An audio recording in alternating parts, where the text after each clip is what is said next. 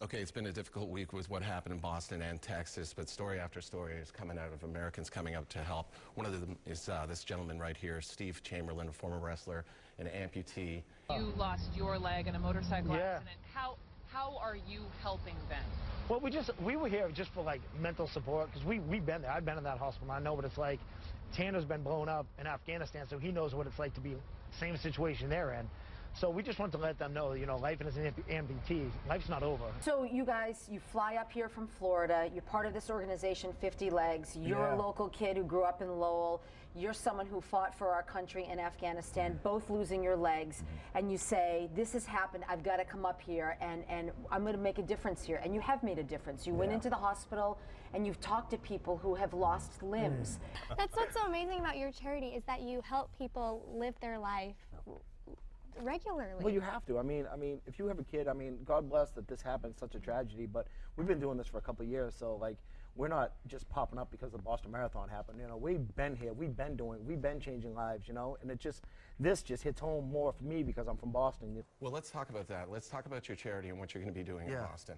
Well, I'm going to meet 5 of the people that lost their legs: the twins, the 47-year-old mother, the little girl, and another teenage kid I just got a call yesterday about. So we're just going to go down there and do what we can do, just for support, you know. Actually, one of my friends I went to high school with calls me and he goes, "Hey, my cousin, you know, is one of the kids that lost his legs. You know, what do you think you can help?" I'm like, "Yeah, don't worry about it. We got it." He told me, he goes, "Bro, don't worry about nothing. Everything's going to be covered 100%. If he wants to run, he run. If he wants to climb a mountain, he'll climb a mountain. Do whatever you want." I was so overwhelmed that somebody could do something like this. I mean, it brought me to tears. I was just so overwhelmed that somebody would actually be able to do something like this for some, you know, for my nephew.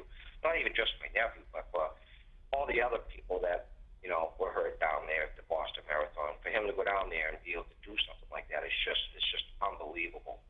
We 50 Legs. We raise money for people that can't afford prosthetic legs, and if they have insurance, we just want to set them in the right direction, because there's so many big prosthetic companies out there that really all they care about is your money and insurance. You know, we want to send them to a place where it's their heart's in it. You know what I mean? When people care and they check up on you all the time, not just get in, let me fit you, and then you're out the door. There's so many people out there like that. I just want to bring awareness to that, you know, the good prosthetic companies out there, because there is a lot of them. Speaking of heart being in the right place, yours definitely is, in that you're also helping little Ireland, and Ireland was the little girl who lost her feet in the lawnmower accident with her father. The family also calls former pro wrestler Steve Chamberland a hero. Now, since he's heard about this accident, he has been at the family's side. He also lost a leg, and through his organization, 50legs.org, has promised to make sure that Ireland gets the prosthetics that she needs. We just wanted the family to know they didn't have to worry about prosthetics. We know how expensive they are doing this for my charity, and the whole thing is when I met him, I just wanted to set their mind at ease. He made the pledge on the same day as the Boston Marathon. When you start something like this, you don't realize what it's going to turn into and how big it's going to get, you know. Chamberlain says he doesn't take a salary, neither does his board. They just raise money to help people in need.